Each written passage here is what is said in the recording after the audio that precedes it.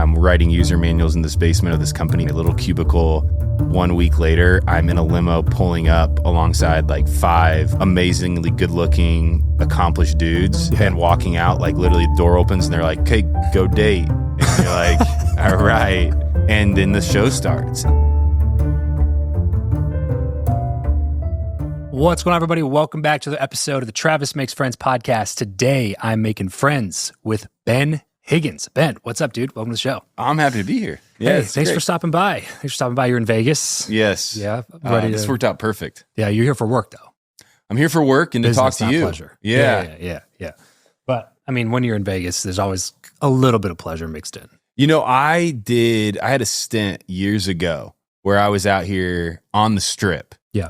For 10 weeks straight, filming a couple shows. 10 weeks? 10 weeks on the Strip. Now, Jesus. I know Vegas outside of the Strip, and it's great. Yeah.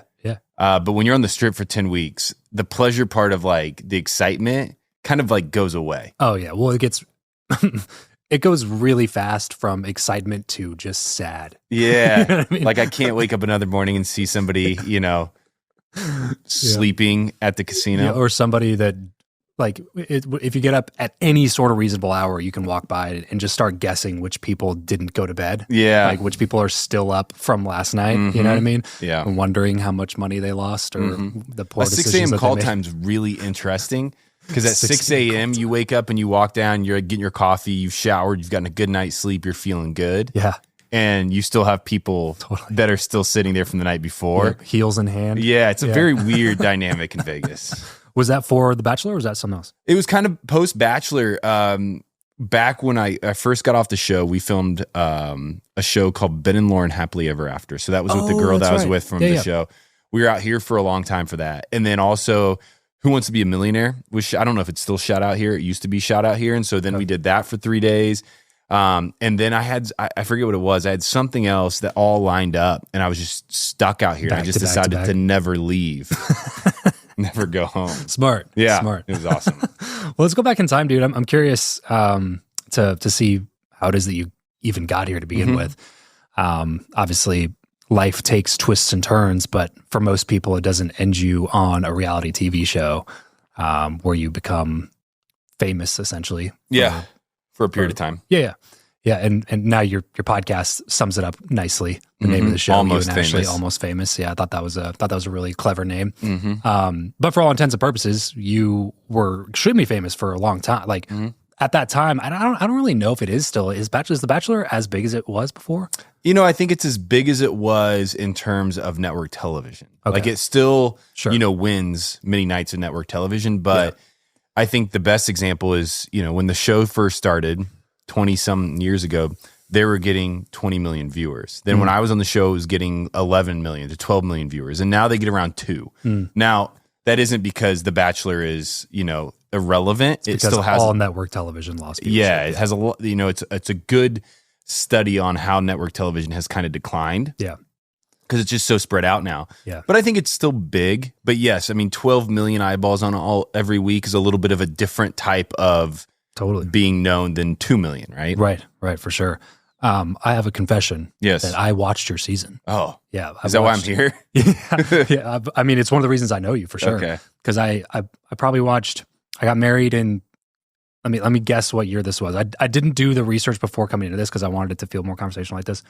I'm going to guess that it was 2016. Spot on. Is that what it was? Yeah. Okay. Because because I got married in 2014. Okay. And so my wife just had The Bachelor on. So I would just come home and be like, oh, what are we watching? Yeah. Seriously, like The Bachelor, really? Who's this jerk? And Why then do I have to tune it's into the him? classic like dude arc, where you're just like, at first you totally just don't give a shit. And then like the second episode comes on, those producers know how to hook you. You know what I mean? You're like, what? Okay, but what is he doing there? What's that girl's name? Okay, well she seems kind of Then you're cocky, hooked. and you're like, no, never mind. Yeah. And then like by episode 3 or 4, it's like you're in. So I think I watched 2 full seasons, and yours was one of them. That means a lot. Thank you. Yeah. So, but before that, let's go back in time, way back in time, and let's say 12-year-old Ben Higgins. Set the scene for me. Tell me about what life was like for you then. Goodness, this is great. I love these questions because I don't think about 12-year-old Ben Higgins very often. I grew up in Indiana. And so I grew up in a really great small town in north, Midwest, like north central Indiana. It's called Warsaw. Okay.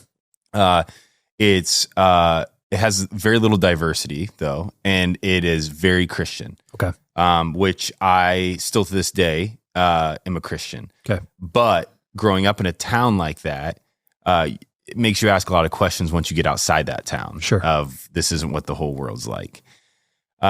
I was a big athlete, loved sports. I was always taller than most, and basketball in Indiana is a huge deal. They say in 49 of their states it's just basketball. Yep. But in Indiana, this is... I was like literally my first thought when you said Indiana. I was like, so you play basketball? Yeah, tons of basketball growing up.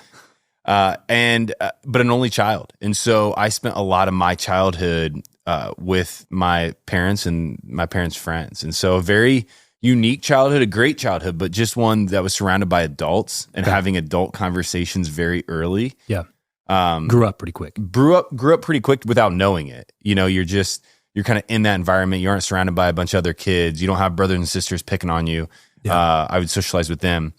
But that was kind of my childhood, and sports were the main focus. So my parents were really good at never spoiling me.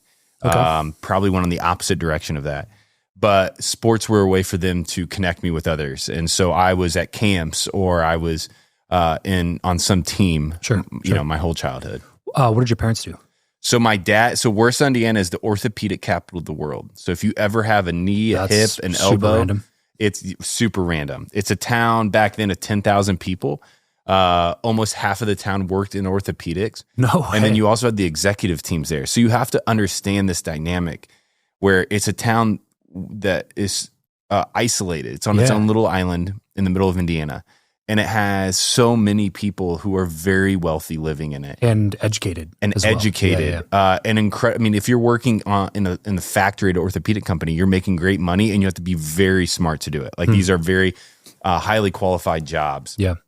And so my dad was in orthopedics. My mom was an administrator at a foot and ankle center. And then their weekend job that I worked was they owned a fish fry business. And so we go to churches, schools, do fundraisers for fish fries, which was such a wild and hard job, but I would work it. So we'd be over the fryers, frying fish.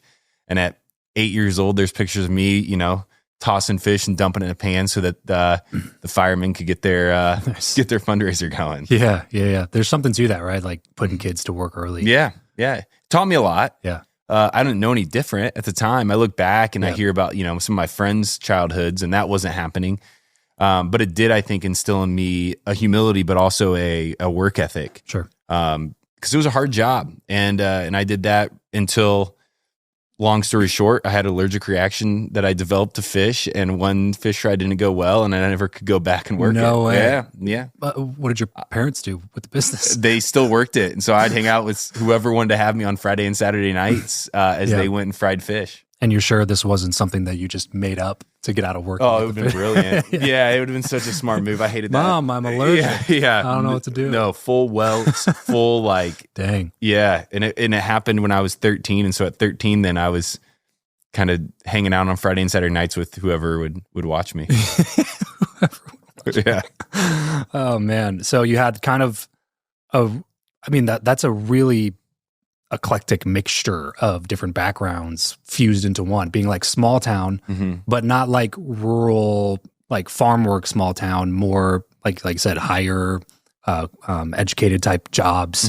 And then entrepreneurial, you know, parents owning a business, working in the business, working hard. Then you throw in, you know, small town Christian, which I would assume would be extremely sheltered. And then lots of sports and athletics. What did you want to do at that time? You know, I think I grew up wanting to play sports. Okay. At some point in my life, like every kid, Yeah. At some point in my life, I switched from, I love basketball, but I realized that being 6'4", and playing basketball maybe wasn't my future. It was going to be really hard for me to make any type of future in that. Yeah. So I switched and focused Which sounds, to set, I played it, that was my sport too. I played a ton of basketball growing up, but I'm 6'1". Yeah. So even worse. But like when you say like I'm only 6'4", people are like, what are you talking about? You're 6'4". Yeah. You know, but like you get on a basketball court especially like the higher levels you get, all of a sudden like you're playing like a 4 or like a 3 or 4 in high school, but then you go up to college, like I got to be a point, or I got to shoot the lights out if I want to be able to play at this level. I actually remember the exact moment. So I was in 7th grade and we had a tournament out here in Vegas. And so I played for an incredible AU team called Indiana Elite. And Indiana Elite at the time had 3 of the top 5 ranked programs in the country. Dang. And I was in 7th grade, going in 7th grade, pretty good, still pretty tall compared to everybody else. And I remember we were in Vegas and we get on a fast break playing against a kid named Walter Offit. Walter Offit was the #1 player in the country at the time, ranked. And he takes one dribble and Euro steps me and dunks and pretty much sits on my head. You were in 7th grade? 7th grade. So how old was he? Well, he was also 7th grade? 7th grade. I don't know. It wasn't like an age range. It was he was like 12. Yeah. Euro steps and dunks on him. And I remember at that point going, yeah, this isn't me. Like, I don't have that. Yeah, like I can work my ass off. I'm never going to get this. I'm never going to do that. And so I switched to football and still, played football. What position? Quarterback. Okay. And so that was going well. And then one day blew out my knee and destroyed it, wrapped it 3 times and tore all the ligaments in it and never really got back to sports. So that was my junior year of high school. And I think that's the first big pivot point for me in life. So all this stuff leading up to that, still to this day, if people ask me what are some of the most pivotal moments of your life, I remember the moment laying on the field, knowing that everything was torn and going, nothing will ever be the same. Yeah. Like nothing's going to look the same for me. And my dreams are now going to have to change. And they did. Now, it wasn't an easy process, but they did have to change. Yeah. How long do you think you kind of sat in that, pity party? A long time, goodness. So I ended up going to Indiana University and going to Indiana because 3 of the guys on my AU team went there. Okay. And so I went and kind of was their biggest fan. Okay. But developed a really heavy opioid addiction because what happened was when you have such a severe knee injury, you have to wait till the swelling goes down. So you get put on painkillers. Yeah. And then you have the surgery and you get put on one again. And so for me, it was like 7 months pretty much of being prescribed these painkillers. Yeah, because what year is this? This would have been 2011. Okay. 10 and 11. Yeah. And this is before they stopped. Oh, no, sorry. 2007. So I was in high school. I was a junior. So it was 2007 was when the injury happened. Yeah. This is like, because like zoom out, in history type of a thing. Like this is right around the time where people were starting to realize like, opioids have a downside. Yeah. Because for a while I had a doctor on the show a couple months back, and he was telling me that it was in the like mid to late 90s, and he was in the room when these pharmaceutical reps would come in talking about the opioids they're trying to sell to the doctors, and they would talk about how there's no downside, there's no side effects. Yeah, sure. And all this other stuff. And then, pretty quickly found out, in a decade and a half, it's like, oh, this is actually a crisis across the entire country, that we're getting like your demographic specifically addicted to these painkillers. And then I had Brandon Novak on the show, who's one of the guys on Jackass, and he has a bunch of recovery centers and stuff now. He's completely sober, but that was kind of his path. Is like he got prescribed opioids or whatever, and then it just gets a little bit. You get addicted to it, and then they stop prescribing, and then you realize heroin's cheaper, and then you go that route, and becomes a real problem really, really quick. So you must have been like right in that window, because I was like 2010, 2012 or so, when I had terrible injury and went in. I had ankle reconstruction surgery is what it was, my junior year of college, which would have been like 2012, 2013. And they would not give me anything. Like I was in a lot of pain because my ankle got infected after the surgery. And I went back in and was like, I am in pain here. And they're like, we can't give you anything, man. Like here's like, it was, I forget exactly what it was, but it was a much like tampered down version of what a painkiller would have been at that point. So even in that window, I think they were just like, we got to stop giving these things out like candy to these like 16-year-old kids, Yeah, hoping they can figure it out. I mean, for me, it was a long time being prescribed, and then you start to steal, you start to buy from whoever else can get their hands on it, right? This was kind of the, there was many kind of under the table drugs being like sold around and used by my friends at the time, tramadol and all these things. And you don't really realize, I don't think I realized how hooked I was for a long time. And it was numbing a lot of my emotion. And so the sadness from giving up this thing that you loved your whole life, the thing you dreamed of, as you asked, what were your dreams back then? This thing you dreamed of. So like it numbed me from having to really confront it. Yeah. And so I continued it for as long as I could until I realized how destructive it was to myself and others. But that was the big switch, for me. What did you eventually do to get off it? Man, I don't love to get too Christian talk all the time, but I had what I would call a very clear come to Jesus moment. I was kind of walking through relationships, friendships, romantic relationships, people, and just kind of pushing them to the side. Yeah. And one morning woke up and was confronted with it. Was really the first time that somebody called me out on it.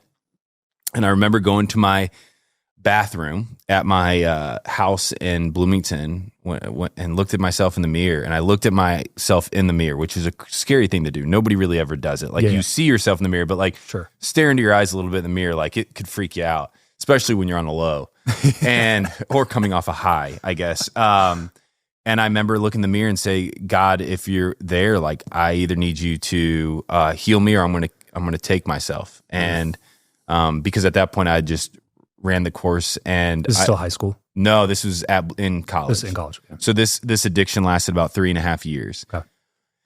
And I remember having this like overwhelming feeling come over me, and I stopped cold turkey. Wow. Gave it up. I don't, like I said, I don't want to go into like, I don't mind going into it or trying to explore it, but I don't know the answer other than God intervened in my life in a way that it had changed me forever at that point. And an addict always desires, I think, the bottle. And and there's moments in my life since then where I've desired the numbing, I've desired the feeling, I've desired, all those things. But the demand for it in my life wasn't there. And I knew, the path continuing to take them wasn't good. And so I switched course at that point with God's help. Yeah. That's fantastic, dude. I was just listening to this crazy episode, on Rogan, with the Rick Perry, former governor of Texas. Yeah. And I don't remember this other guy's name, but he was a attorney in Kentucky that was tasked with, basically getting settlements from these opioid manufacturers to distribute, because Kentucky I think is or was at the time the number one state with Makes opioid sense. Addictions. And they were talking about ibogaine therapy and how much, like, what the success rate is, because from what I understand, I'm a novice on this stuff, but from what I understand, it basically just quintuples your dopamine by taking an opioid, and it can take up 3 to 4 years to get your brain back to producing the normal amount that your body should be producing naturally, because dopamine is obviously necessary for living life. But the ibogaine treatments that they're doing now are giving people like an 88% success rate within 48 hours after one single treatment of it. Oh, that's awesome. But what he told me was that, or what he told me, what they were talking about on the show was that abstinence by itself, just going cold turkey like that, has a less than 10% success rate. Wow. So you're one of those, dude. Yeah. And I do. I think there's moments in my life where I think God intervened, and that was one. And I think it was an earnest and kind of a cry for help at one of my lowest moments. Yeah. So I think I was ready. I was looking, I was able, and then things changed. And it gave me a whole new perspective. It did everything that I was hoping it would do. It gave me this whole new passion, this whole new pursuit. I didn't share the story much. Yeah. I didn't talk about the details until a few years ago, really. Yeah. But the new pursuit was something I was excited about. So what was that? It was looking for people who feel alone. Okay. That has been really since my ending years of college to now something that's always fired me up, is to look left and right for the outsider, to sit down with people and hear their stories, to become really curious about where people are at in life.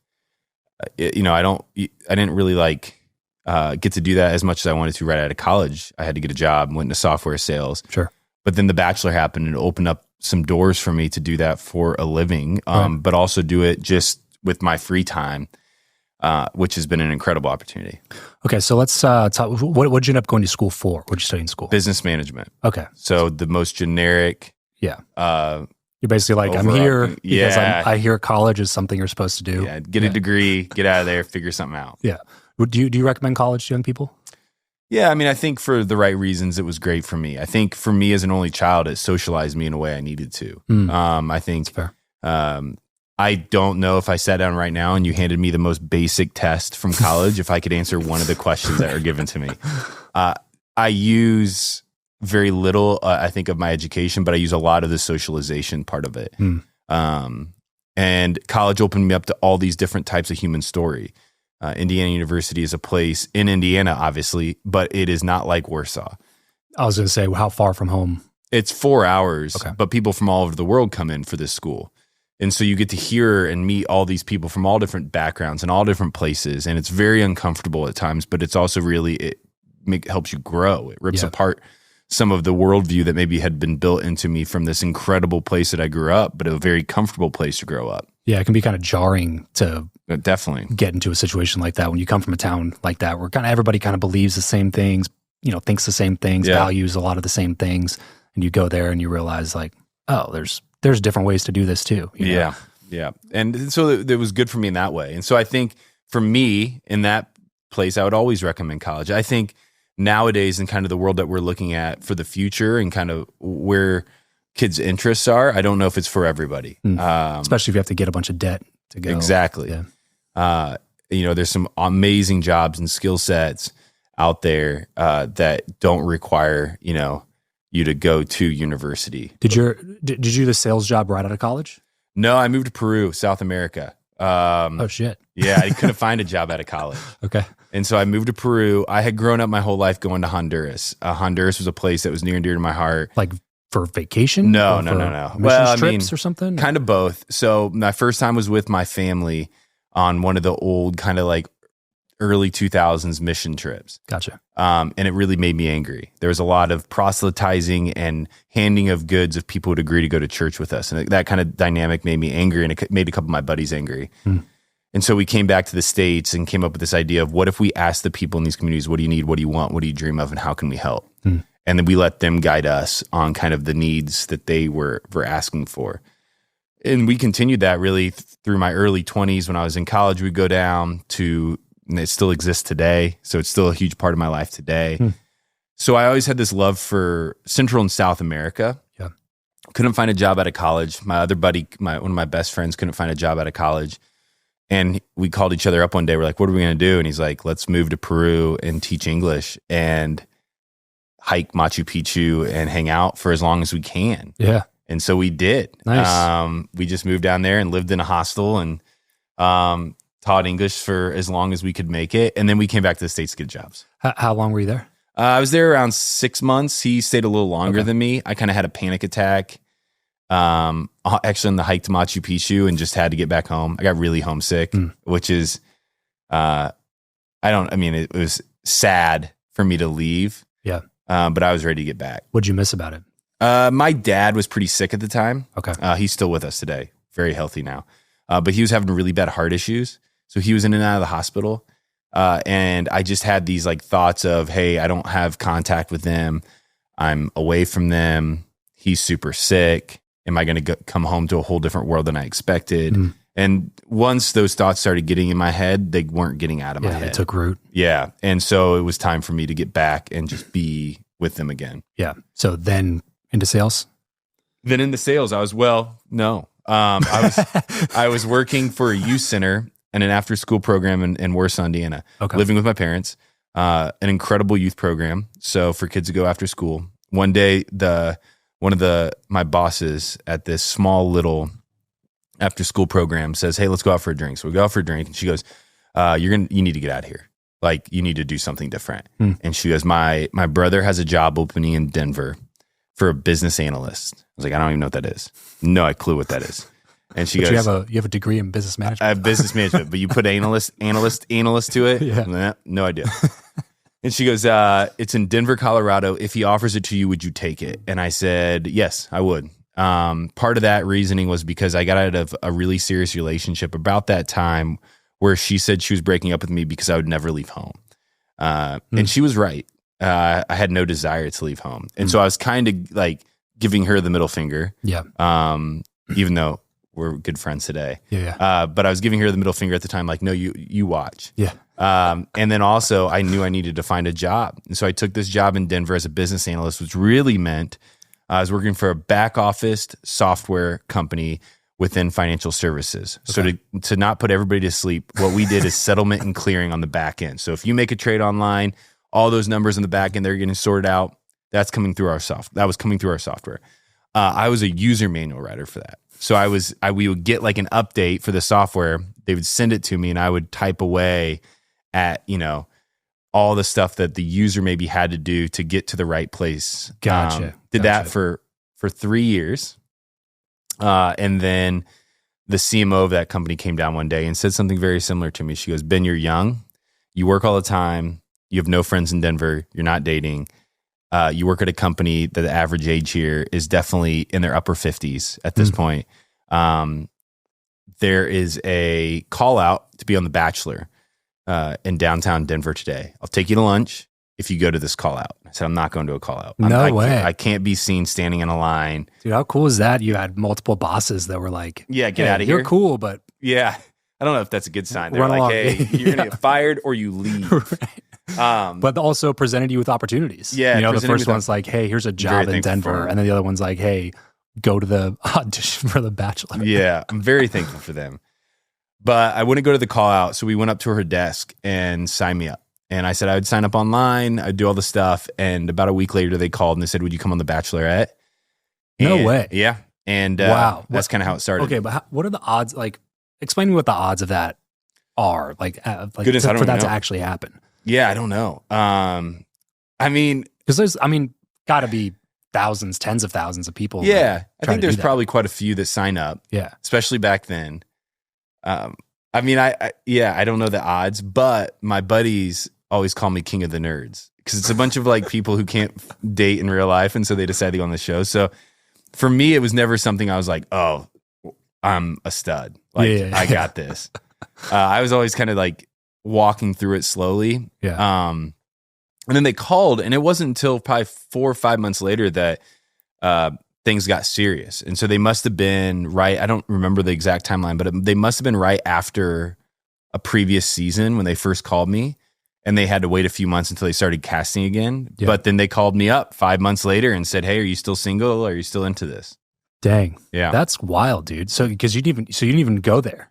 You just sent in like a video or something? Or? Yeah, not until at 5 months later, then you went there once. Wow. You kind of show up to a room, a bunch of people ask you questions. You go to a next room, some people ask you questions. You stay in a hotel for 2 nights in Los Angeles. It was my first time ever being in LA, so I was feeling really cool about myself. And then about a month later, the show starts. And so you get a phone call about 2 weeks before and says, hey, we'd love to have you on the show. Are you interested in doing it? Had you ever watched a single episode? Yeah. Okay. Yeah. My mom watched it growing up. Okay. I think I had tuned into 2 full seasons. Okay. I remember there being a season, probably 2 seasons before me, when I was living at home, that I was captivated by. Okay. It was Andy Dorfman's season. I was really into it. That was the first one I watched. Yeah, yes. Really into it. The character development was incredible. That was in 2014 when I just got it. Had to be that year. Yeah. And I remember like being like, oh, this is fun to watch. This is crazy. Why is she doing that kind of stuff? Yeah. And then I don't think I watched the next season. But then once I started to get like closer and closer to be on it, I started to watch. It was Chris Soules' season of The Bachelor before I went on The Bachelorette. And who was the Bachelorette when you went on? So it was a season where they picked 2. And you had to pick on night 1 which one you wanted, and Kaitlyn Bristowe ended up being The Bachelorette. Okay, got it. Dude, that's wild. Wild. There's 1,000 things I could say about that, right? What we just talked about leading up to this point was that I'm from a small town. I'm writing user manuals in this basement of this company still in a little cubicle. And then 1 week later, I'm in a limo pulling up alongside like 5 amazingly good looking, accomplished dudes and walking out, like literally the door opens and they're like, "Okay, go date." And you're like, "All right." And then the show starts. And at that point in my life, I didn't realize it, I guess then, but like everything changed. It was very jarring for me, very confusing, very much a world I had never been a part of, dreamed of, expected. Yeah. I remember being very cautious because I felt like I was so much out of my element, so much in a world that I didn't understand. I was super cautious for a while. How so? Quiet. Okay. Like even during the process? During the show. Like once the camera started rolling, I remember just kind of chilling back in the corner and being very nervous about speaking, getting in trouble with anybody else in the house. Yeah. Saying too much to her. I mean, I hadn't dated really in a long time too, leading up to that point. Right. That's one of the reasons why I went on the show. And I was 25. So I didn't maybe have the story that some other guys had, like, hey, maybe they had been divorced, or maybe they had lost their significant other, or maybe they had just gotten out of a really traumatic, 5-year relationship and they were looking for love again. I didn't have much of that. I had very few instances of long-term relationships, and I was still pretty young. And so I was just kind of there being like, this is my first time really trying to date seriously. Yeah. How did you feel about Kaitlyn? She's always been, so I guess at first I was like, super scared of her, and not in like she was mean. She was witty. Yeah, she's intimidating. Yeah. She's was gotta be beautiful. One of the best ones that they've ever had. A huge star. Wasn't she? She's the host, or was the host? Or she hosted for a 2 seasons. Yeah. Kind of in the midst when Chris left. She was witty. She was charismatic. She was beautiful. She was confident, and she was. I don't know how much older she is than me, but I think she was around like 6 years older than me. Oh, okay. And so I was just kind of like more hesitant with her at first. And then as I started to get to know her, we started to click, very much as friends. Like the joking could happen, the jabs could happen. And I really started to like fall in love with who she was as a human at that point, but it took me a long time. Yeah. When you say a long time, the whole filming for the entire is as how long? Yeah, I think you're there a little over 2.5 months. Okay. If you make it to the very end. Yeah, I was gonna say, but you made it. I made it to the last week, and so like I was a week short of the final, 2. Yeah. It feels like a long time. I mean, I think people come out of it, and you look back, and you're like, how in the world could I have felt anything in that period of time? Yeah. But what happens is you're in this environment. It's a bubble. There's no cell phones. There's no computers. There's no magazines. There's no books. Like no TV. You're around a table with a bunch of dudes all the time. Somebody's going on a date or you're going on a group date every day. And so you get I feel like you get a lot more quality time than what it feels like you would get when you just say, yeah, we're only there 2.5 months. People are like, that's insane. Yeah. It's very uninterrupted, very intentional time. And the other side of that is you're asking questions, not like, hey, how was your day? Right. It's like, tell me about your life story. What are your biggest fears? What are your biggest pains? Right. So you kind of get over it. Yeah, I was going to say, because, before I started talking to a few people that have been on the show, my perception was always like, there's got to be so much of this it's just fake. It's exaggerated. It's dramatic. And I'm certain some of that obviously goes on, but they've also been doing this for like 30 seasons, so those producers know how to psychologically engineer a room to accelerate a relationship much faster than it would actually happen organically in real life, right? It is a show where I was never told what to say, but it is very manipulated, right? Producers are in your ear. They're asking you questions like this, and you're coming to conclusions that then they maybe want you to say out loud. And they also play God in those rooms, right? Like there's a camera in the living room that's filming every conversation going on while the lead is 2 rooms over having another conversation. And they know that at the right moment, if they send the lead into that room, it's going to get really awkward very quickly, or there's going to be a fight going on, or she's going to hear something that maybe, they want her to hear that she doesn't want to hear. And so they can very much kind of move people around. Yeah. And that's how they get the drama. Sure. That's how they get those moments that we watch that we're like, there's no way that happened. And I would sit there sometimes on the couch and be like, nobody's going to believe this is actually happening. Like, I have a front row seat at the like, how is this? I don't even know how this is happening. How are these people fighting right now? Yeah. Did you feel like you gained some real friendship with the other guys that were there? Yeah, the tremendous group of dudes. There's only a few today that I keep in close contact with. Okay. But they were incredible men. Yeah. Who are some of the ones that you felt like, yeah, like that's my guy. Like, yeah. So still to this day, Jared Haben and I, his wife is my co-host. Yeah. He's always been incredible. Always been very relatable, very easy to talk to. Tanner Tolbert and my roommate was Sean Booth, and I have a lot of respect and love for Sean. And Chris Strandberg. I mean, Sean was the one that actually got picked by Kaitlyn. He got picked. Okay. Yeah. And then Nick Vial was on that season too. And Nick and I have always been friends. Even when he was on that season and everybody kind of was pushing him aside. I don't know if I leaned into that, but I always have been curious about Nick. Was that the one that was like, that was the one that he came back into the show when he wasn't supposed to be like in the show 4 weeks in, randomly shows up. How does that work? I don't really know to this day. Okay. The stories that I've heard that I believe to be true was that Kaitlyn and Nick were talking before the season even started. And then she went on to be the Bachelorette. And then he knew we were going to be in New York. I don't know if a producer told him. I don't know if Kaitlyn told him. I don't know if he just randomly guessed it. I have no idea. But then they met up. Kaitlyn was really good at sneaking out of her room, which is no longer really a thing. They kind of have somebody staying with you all the time. Probably because of Kaitlyn. Yeah, definitely because of Kaitlyn. She really ruined my time as the lead. Thanks, Kaitlyn. But she snuck, from what I understand, she snuck out. They met up and said, you need to come on the season. And the next day he's showing up. And I still remember it. It was wild. What a move by him. But yeah, I mean, I'm sure I'm not thinking of some names, but there's some guys that there's many men on that season that I respect. Not all I still talk to, but there's no reason for that other than the fact that we've just lost contact or space. Life grows. Yeah, life grows. Apart. Yeah. Right. Dude, that's that was like, I was gonna say, I think I watched some of Andy's season, and then I watched. Yeah, now that you're talking about some of these names, it's like, okay, I watched more than 2 seasons. Yeah, it was like probably because I watched Kaitlyn's and I watched yours. Yours might have been the last one then, because who was after you? Can't get any worse than this. No, you just topped it off. Oh, there you go. Can't get any better than this. Who was after you? Do you remember?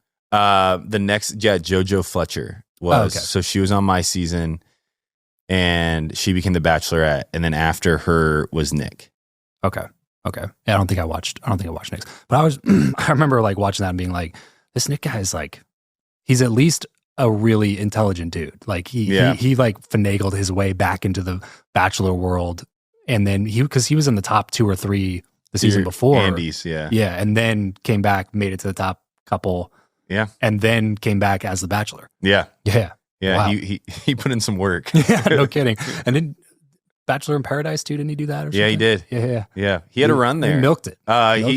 Good for him. Yeah, it worked. He crushed it. Well done. It's a lot of time on camera, a lot of time in reality. Yeah. And he did it, and he did it well, and it worked for him. There's probably a moment where he's like, I'm never going to get out of this cycle, but he did.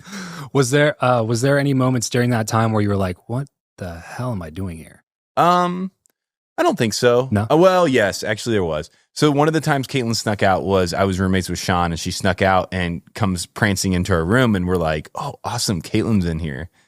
And then she jumped in bed with Sean, and I was like, I'm definitely like not welcome in this space. Like you guys, like I don't belong here. I'll leave and I'll put the sock. Yeah, like this is not my scene. And at that moment, I kind of realized that like I wasn't going to be her first choice, which was fine. Yeah. But what the show never showed was we had a really great talk afterwards where she's like, I just need you around. Like, you don't know what's going to happen. You don't know how this thing progresses. You've seen more than you should, but you should stick around. And I was like, I will, because you're asking me to. Yeah. But that was definitely a few hours of my life where I was like, I don't know what I'm doing in this space. Like, I need to go home again. But I didn't, and I stayed. That was early too, on in the process. Was it? Yeah, but outside of that, I really started to feel at home in that space, and I enjoyed the time with the buddies, and I enjoyed the times of travel, and I enjoyed the kind of sure. I mean, if you're going to travel the world, that's kind of a pretty sweet way to do it. It's fun to wake up every day when you're like more type A, and somebody's planning your whole day for you. You have no clue what's going to exist within the next hour. Yeah, it stretches you a bit, and so I was enjoying like kind of being stretched. Yeah, in that way. So I enjoyed it. And then okay, so talk to me then about Bachelorette happens. Mm-hmm. What's the process like from the time that you're done with that until you start realizing that they're in talks to put you on The Bachelor? Or was that ever on your radar when you were on The Bachelorette? Like, if I play my cards right, sure, I might be able to like do this for a full season where I'm the guy. I remember conversations existing within the mansion where guys would be like, what could come of this? Like, what do people do from this, right? Yeah. And that was like an exciting conversation of who's going to be the next guy, or who's going to be in paradise, or who's going to be showing up to Vegas at all the nightclubs getting paid to do appearances. Like, what happens? So I remember like those conversations existing. And then you're in it, right? And you don't want to for me, I didn't want to leave it. I wanted to see what would exist with Kaitlyn and I. Or there's also the side where like you don't want to leave the show. You're experiencing this whole new thing, and it's become your life. And so you don't want to leave that. Well, especially like when they pull you out of a basement doing writing. You send me home, Kaitlyn. Like I'm, right. Like, you don't understand what I'm going back to. Exactly. And so I never I never on the show was there I'm going to be the next guy. But there was a moment I said I was very hesitant, very uncomfortable through a lot of the process. And another pivot point in my life was on the show. A really good friend of mine, Alon, who no longer works on the show, but is a producer, who would be a great guest. One of the most interesting men I've ever met. Sweet. But he calls me into this room late in the kind of mid in the filming process. And he goes, Ben, I don't like you. And if you want to wreck me, that's what you say to me directly. And he goes, I don't like you. And I said, why don't you like me? And he says, because you don't let me get to know you.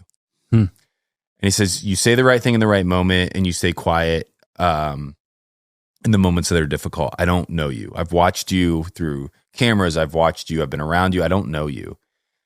And long story short, we have this conversation one-on-one for about 2.5 hours. And at the end of it, I'm weeping. And what I admit to him at that time was I felt unlovable. What I meant by that, I think, was I felt unlikable. I felt like the more people got to know me, the less they would like me. And so I was trying to just be a chameleon, kind of stay on the fringe, enter in the right moments. And so, as one does, as a producer on The Bachelor, he goes, you need to tell Kaitlyn this. So I go on national television, right? Not thinking you're on national television at the time. I remember sitting on the couch, and I look at Kaitlyn, and I was like, I feel very unlovable. And the conversation kind of went in that direction, and she was more funny with it. She didn't quite, I think, grasp what I was trying to say. But that became kind of after the show, the kind of calling card for me it was my motto. It was like unlovable. Yeah. Ben's unlovable. Ben's unlovable. It's real to me. It still is a real thing for me today where I have tools and therapy and all these things I've done, but when I'm at my weakest, I still feel like I need to blend in and be a chameleon. So long story short, I end up getting sent home. And the night that I'm laying in bed after I get sent home, one of the executive producers comes in, and she was talking to me and checking in on me. And she goes, how would you feel if you were the lead the next season? So it was like, so you're still in the mansion. Well, no, at this point we're in Dublin. Okay, so we've traveled now. But you got sent home, but you're still there. I'm still there. Yeah. You're spending the night there. She didn't just walk in your bedroom at your house. No, I was in Dublin, and she goes, how would you feel about leading the next season? And I said, and I remember the answer was, I don't think I can. There was still too much confusion. It didn't take me long once I got home to settle in, settle down, understand it. Once the show started re-airing, and my nerves started to increase as we got closer and closer to that episode where I admitted that I feel unlovable. Yeah. And the response was incredible from the public. I thought it would be this dude's a loser response, but people were responding with this, I feel the same way. The Me Too stuff, I'm in this with you. Yeah. And at that point in time, then I think the show, it was pretty obvious, I think, because of that response and the relatability for the show. Then I think it was 2 days later called and said, hey, do you officially want to be the next guy? And at that point I said, yeah, pretty confidently. Yeah. And then, you have a big kind of lull in between. There's quite a bit of time in between. I was going to ask how long. We start filming end of September, and I think the Bachelorette got done in May. Okay. I think. Dang. I think somebody could probably Google it and tell you like accurately. It was a long time of life in between. Yeah, no kidding. That's got to be it's got to be wild to be there. Know that a lot of stuff in your life is about to change, but have absolutely no idea to what degree and how so and what that means for the future. You're just kind of living in this like antsy, stage where, because like you go there to film. How long after you're like done filming before you like check your Instagram page and all of a sudden there's 500,000 followers versus 600? Yeah, I mean, pretty quickly after that episode, So that episode, not even like when you were on it. Yeah, not leading up to that. There was moments where, you see a little spike. And then I remember, and Instagram was kind of just taking off then too. Yeah. It wasn't, what it is today. Sure. Not everybody had it. But I remember, I don't know the exact numbers, but I remember being like, oh my goodness, like things are changing, right? Yeah. But here's the wild part. You still need health insurance. And so as soon as filming got done, I went back to work. So I was back in the cubicle, doing that, not knowing necessarily if I was going to be the Bachelor or not, right? There could be some stud walking in the room and they're like, that's our guy for next season. Yeah. Then you're out. Right. So I was just back to work. I was plugging away, doing my thing, 9 to 5 or whatever in Denver. How weird did that feel? Super weird. Yeah. It was really weird once it started airing because like you would be Monday nights, I'd have all these like people that I've worked with come up and be like, are you excited for night? What happens tonight? What's going on tonight? Well, before that, nobody even knew my name in the office. And then people start to recognize you. I remember I was at King Soopers and I was walking down the aisle and the first time somebody goes, Ben, and I looked around and I didn't recognize him. I was like, what's going on? Yes. Yeah. And they're like, we love you on the show. It's like, oh my goodness. Like, yeah, people watch this show. Right. People are starting to pick up on this. So it was a very weird time. And then that episode hits and it was like hockey stick type thing. Yeah. Like a lot of growth, but like in the most beautiful way. Yeah. Because it was all like kind of centered around not like me. I'm still to this day not huge on social. It's something I've never really felt comfortable with, like promoting my own personal brand. Mm-hmm. I love to do that, use it in other ways, but there's this kind of like growth momentum, and it was all these like really intentional moments with people following me on saying, "Hey, I'm hurting too," which then opens up a whole new problem because I'm not an expert in it. And there's when 500,000 people message you. You can't respond to all of them. So you're either making them feel less alone or you're sitting there all night going, hey, I don't know what to tell you though. But I see this. Right. I don't know if that helps. Yeah. I hearted the message. Yeah. You don't have a lot of training, I guess is this is a very weird time of not having any training leading up to this. Yeah. You don't have a team around you. You aren't making any money outside of my software job. And so you're just kind of living this really weird limbo life. Yeah. Yeah. So were you still working the software job all the way up until you went back on The Bachelor? Yeah. And then I went back to software for 2 more years after The Bachelor. No shit. Yeah. Really? I was worried this thing was going to flame out real fast. Wow. Yeah. Dang, that's crazy. So, okay. So then what was the differences for you between being on The Bachelorette versus being The Bachelor? Completely different. On The Bachelorette, you're 1 in, 30 and you're traveling the world and you're in a fraternity house and you have buddies around you and you're having sleepovers because you're all in bunk beds and you're, 25 to 35-year-old dudes living it up again. When you're the lead, it's a whole new pressure. You're actually like more treated like talent, and you're.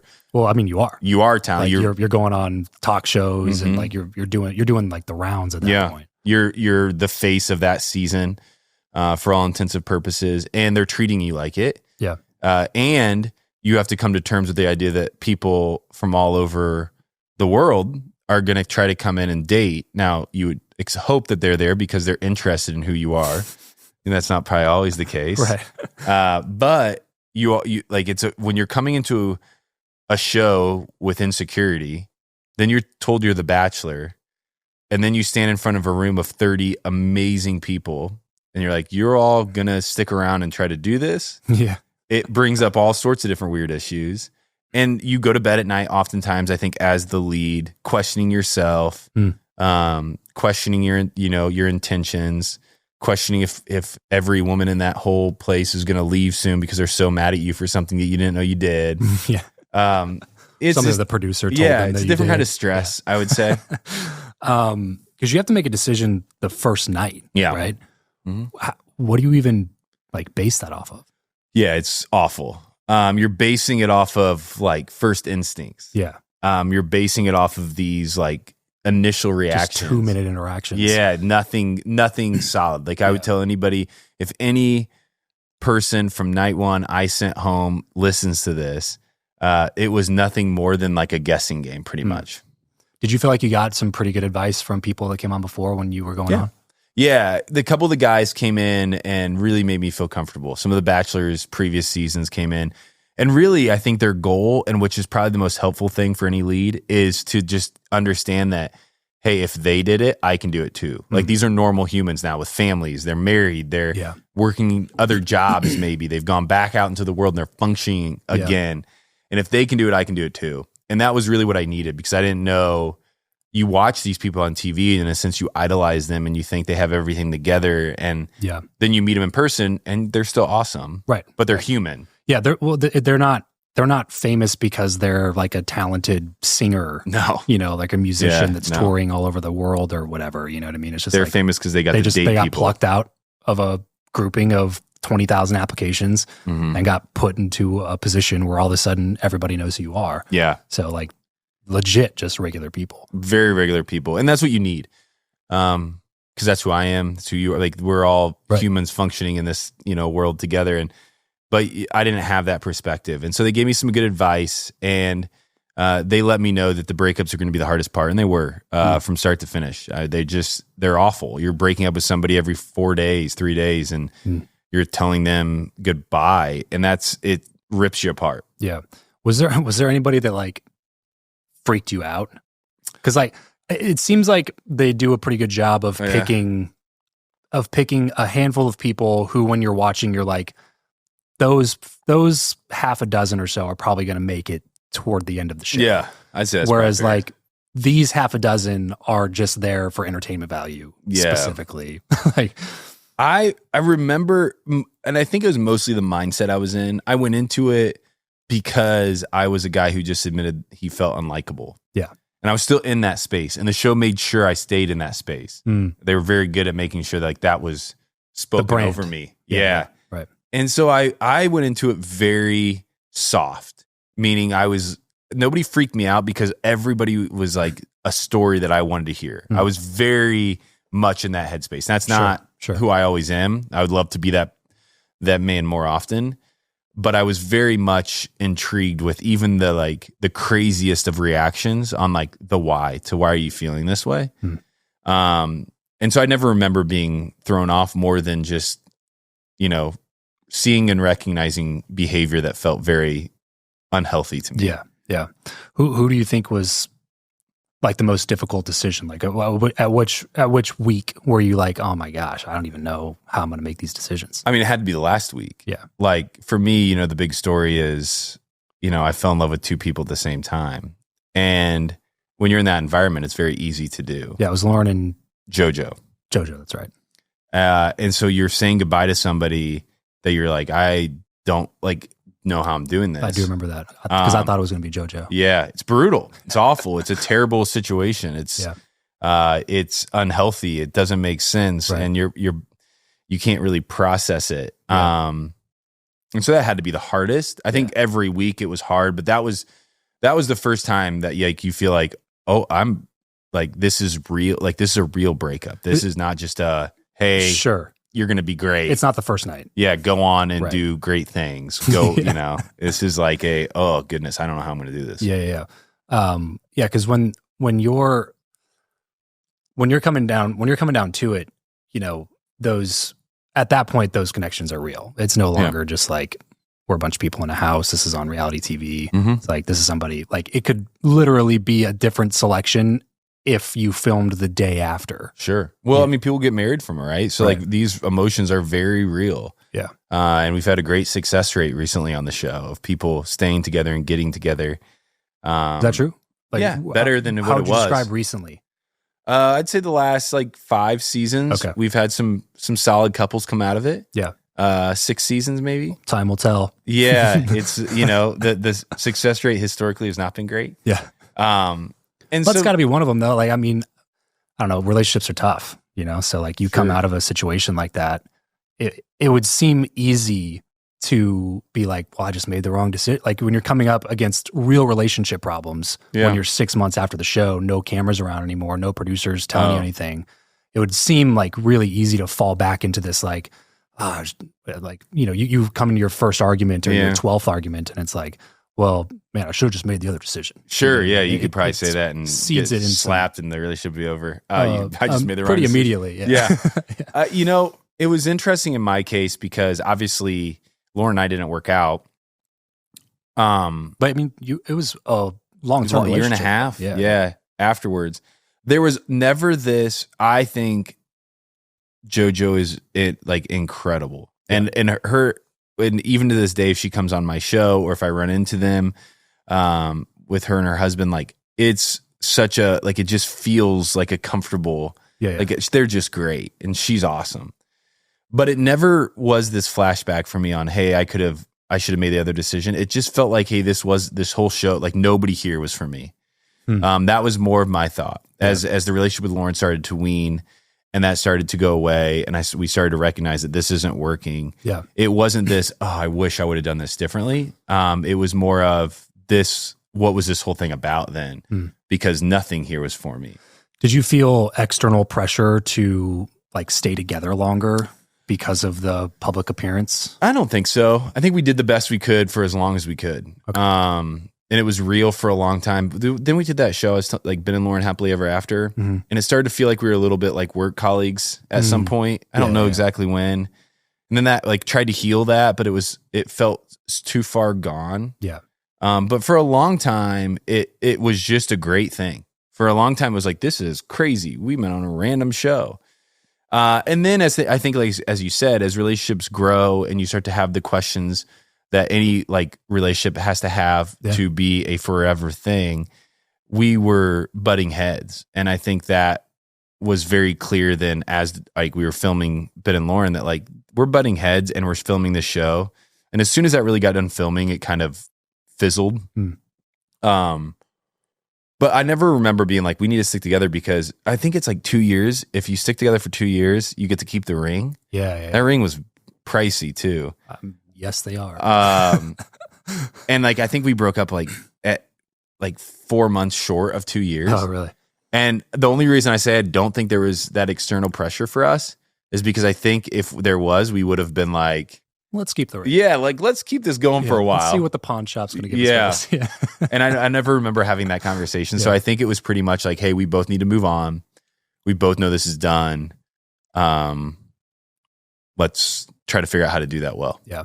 To be fair to The Bachelor, the success rate may be low, but also like all relationship success rate is like not super great countrywide. So it's not like it's, you know, just a symptom of finding somebody on the show. You would hope when 30 people are there, like, you know, your success rate is a little higher, but it's not. Okay. So after the show, you go back into software. You didn't trust because you had to be making, from what I understand, when you're on The Bachelorette, you do not get paid. No. When you are The Bachelor, you do get paid. Yeah, but not enough to retire from. Right. Goodness. And this was like... not enough to really live a year off of. Again, 2016, 2017, like... Yeah. Being an influencer wasn't what it is now. No. At that point. Like, it wasn't as fully fleshed out as a career option. No. I think for the women it was. Okay. Some of the women on the season that I was on did really well. And Kaitlyn was kind of doing pretty well. But even today, I mean, for somebody that's not, selling some or promoting some of the products that women can promote, it's harder. But they were starting to figure it out. It felt like the skincare stuff and like I remember like what was it? Some of the flat tummy tea or some hair gummy for that hair growth or something was big. Sure. Well, and I gotta imagine the majority of the demographic that watches The Bachelor is women. Yeah, that's why. I mean, most of the people that watch it and then the people that want to follow. But it wasn't. And so I think I went back to software for a couple reasons. One, at the time you get off the show and nobody's like throwing money at you. You're not getting off the show and they're like, hey, come host this massive game show. Right. And if you look historically at the Bachelors before me, very few were hosting or doing anything in entertainment. Yeah, that's kind of what I mean is like you guys kind of came in, you maybe a couple seasons before you, but like before that, before social existed, like you go on The Bachelor and then you go back to regular life. Go back to regular life. Yeah. You maybe, like I said, come to a nightclub and get paid, a few grand to do it. And you do that for as long as you can until you're no longer asked to come there. And I think I was seeing it through that lens of this is a flame. I remember on the last season or last episode of my season, it was live and we had the show had ran short and we had like 15 seconds to fill. And so Chris looks at me, the host of the time, and he says, Ben, anything you'd like to say? And I remember the first thing that came to mind was, thank you for letting me have this 15 minutes of fame. And I mean that. I meant that. I didn't know exactly. I think it lasted a lot longer than 15 minutes. It was bigger than I thought it was going to be. But I remember feeling like this has been awesome, but this is now done. And I don't see there's no picture of what this looks like post show for me. Yeah. So I went back to have healthcare, to have a steady income. The software company asked me to go into sales, which was a great gift. And so I started to manage accounts across the country. Okay. Sales was a great role for a guy that had just gone off The Bachelor. People were interested in talking to me. Absolutely. It was pretty easy to take a phone call. And so I thought, hey, this is cool. This has opened up a whole new door for me that I didn't expect. But I went back to work because I didn't think this reality thing was sustainable. And still to this day, I would pretty much argue with any lead that it's fleeting. It's sustainable for a period of time, but that period of time also will go away. Yeah. Yeah. So when did you feel like I'm good? Like I can leave this software job behind me and I think I'm all right. Yeah, I got a couple hosting gigs, and then I got asked for My Heart Radio to host a show for them that I still do to this day called Almost Famous. Yep. And I remember I'd go into the supply closet at the company I was working for, and I'd record my podcast. And at that time, we were recording about 3 or 4 a week, and so it'd be about an hour. Dang. Most days of the work week. 3 or 4 a week from the supply closet. Yeah, from the supply closet. And then after people started to get sick or tired of The Bachelor being at their office, they started to complain about, me doing what I was doing.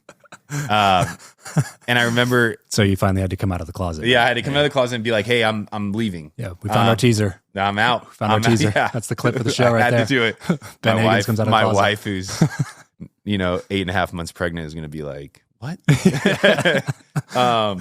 But there was this weird dilemma where still at that point on Fridays, I'd fly to LA and do some type of something on Saturdays and Sundays and fly back and come into the office, and I remember just feeling like I was living 2 separate lives, and iHeart was paying me enough then for me to be okay.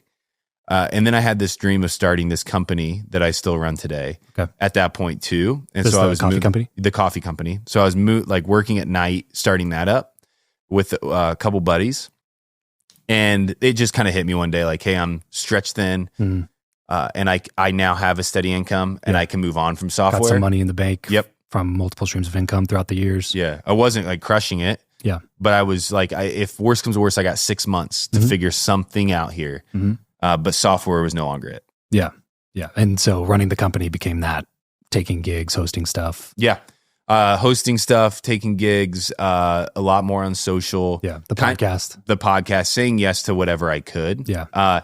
I also have gotten, at that point in my life, I had invested into a restaurant group in Denver. Okay. That's still going to this day. And we have 24 restaurants, and they're all across the country now. And so that was starting to look really good. Like that was starting to pay back. Yeah. So I had kind of used limited amounts of funds spread out across a lot of different areas of risk to say, I think I got this for a few months. Smart thing to do, man. Yeah. So, I mean, props to you. I think a lot of people would not have had the discipline to go back and like think about it from that perspective. I guess it's the benefit of being single and young still, and not having a lot, of responsibility and having a lot of time at night. But the coffee company has never paid me a salary. It never will. So we donate 100% of our profits to nonprofits. And so my goal at the time was to have all these other, supplemental incomes coming in so that I could always work for Generous, which is the coffee company, for free. We're 7 years in. It's worked to this point. Nice. Obviously now, like I said, with a baby on the way, like it's a whole new level of responsibility and risk. Man. But Congrats. We're going to try to make it work. When did she do? February 12th. Man. Dang. Soon. That's coming like up. I shouldn't be here right now. Yeah, it's an anytime thing now, basically. Yeah, That's wild. Do you know what's so funny? While we were talking, I remembered that we've met before. Yeah, where? In LA. Okay. At some Bachelor meetup thing. I'm blanking on like who put it together, or I just remember there was a guy there who was dating.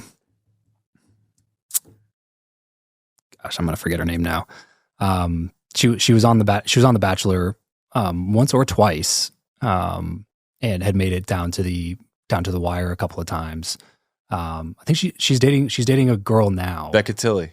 Yes. She was on my season. Yeah. Okay. Yeah. So Becca, one of the most amazing people in the world. Yeah. So awesome. I remember meeting her there and Ashley. There as well. As well as the twins. Yeah. Wow, this had to be a throwback. Yeah, I got to say. Oh, actually, I know exactly when it was. It was, coincidentally, it was 10 days before my father-in-law ended up passing. So it's kind of cemented in my head.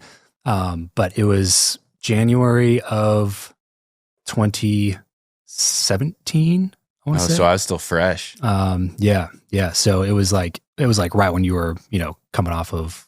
Oh, that's amazing. You and Lauren were there and everything. Yeah. But yeah, while we're talking, I was like, we've met. Oh shit!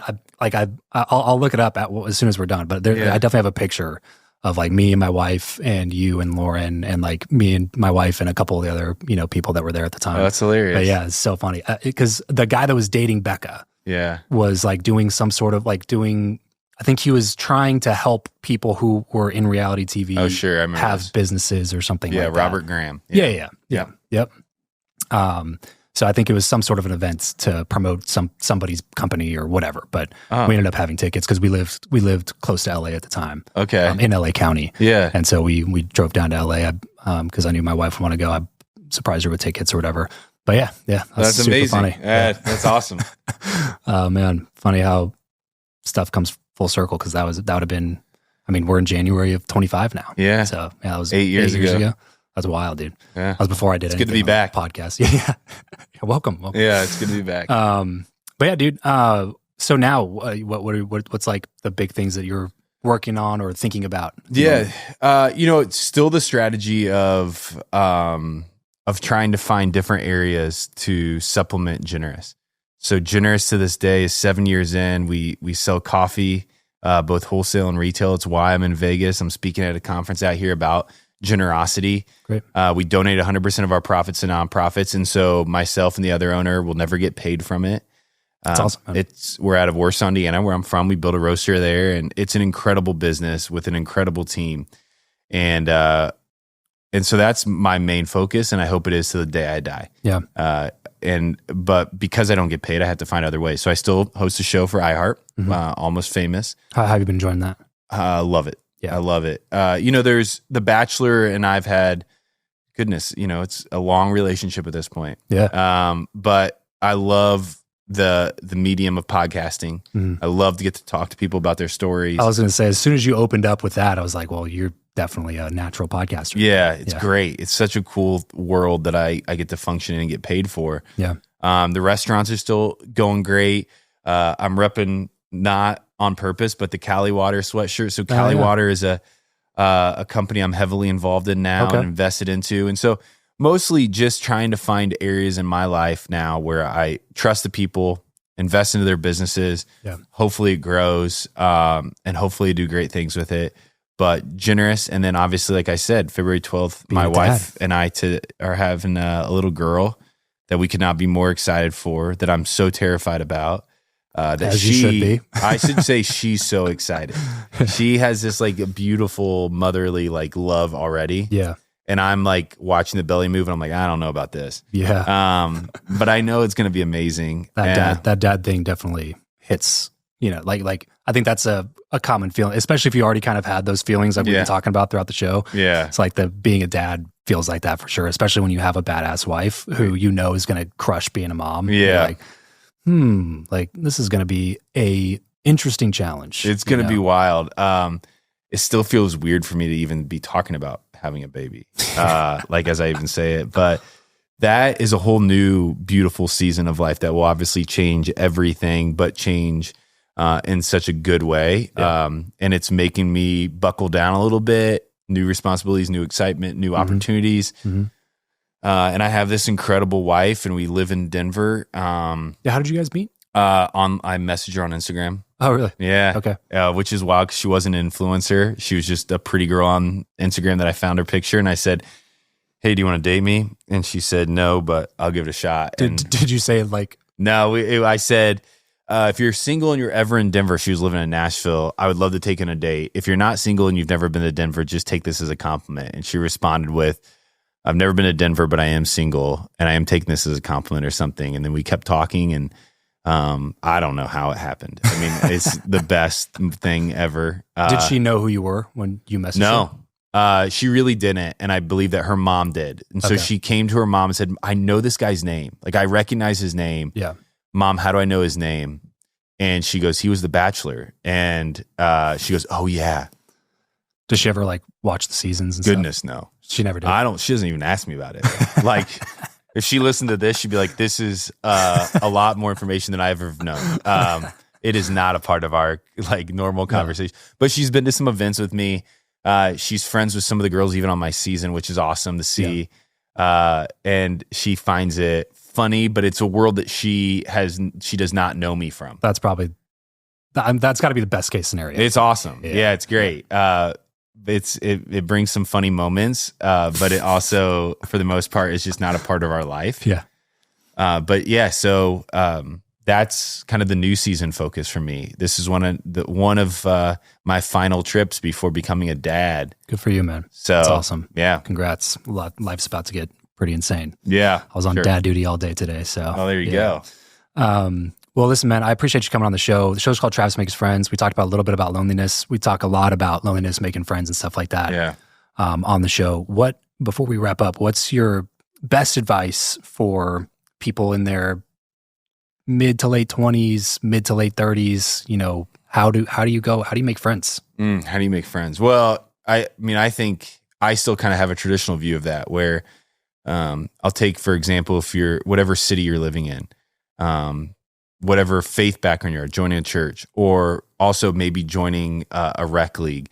Or one of the coolest things and one of the ways I've made some of my closest friends in Denver when I didn't have any friends there was I had some things I was still passionate about, which is caring for people who are living on the streets. And so you go to the local shelter and you volunteer, and ultimately there's going to be other like-minded people there who are super interesting. They're receiving the service or also, volunteering. Yeah. It's, I think, finding the things you're passionate about, even as an adult, and jumping into those things within your community. Yeah. To get involved in the community. I think it's the best way to start to make friends. And that can look a bunch of different ways. But that kind of takes the edge off too, where you're not going up to some random, it's like a dude in the bar and you're like, hey, you want to be my friend? Yeah. That doesn't really work. It's kind of creepy. It feels weird. It feels weird. Yeah. I've never said yes to that. but just getting involved in things that you care about, I think, is a great way to enter into it. Yeah, love that, dude. That's a great perspective. But it feels like it gets more and more difficult the older you get to go make friends. But there's the pros to it, I think, would be exactly what you just said, where when you're younger, you don't really know exactly what your interests are. Like you might think you do, but when the older you get, the more you kind of start realizing like, oh, like that was actually kind of, my parents kind of pushed me into that. I don't really care about that anymore. Yeah. I actually care about these things. So the pool of potential friends is much, much smaller. But the good thing is, like, when you do meet those people, it's like, it's a little bit easier to start, building those relationships with those people. Yeah. And I would close with this. If you're somebody who had great friendships in high school or college or elementary school, maybe shoot those people a text and just say you're, checking in on them. Yeah. Like, I think those people, I think most of us today have sat in many seasons of life where we feel isolated, alone. Like we don't have any deep connection. And I can't imagine how I would feel if somebody from 10 years in my past would text me and say, hey, I was just thinking about you. How you doing? Yeah. So maybe be that person for somebody else. Great way to leave this conversation. Ben, thanks so much for doing this. Everybody watching, listening, tuning in, go follow Ben. Tell him what's up. Tell him you heard about him here on the show. And remember, as always, leave every relationship better than you found it. Catch you next time. Peace.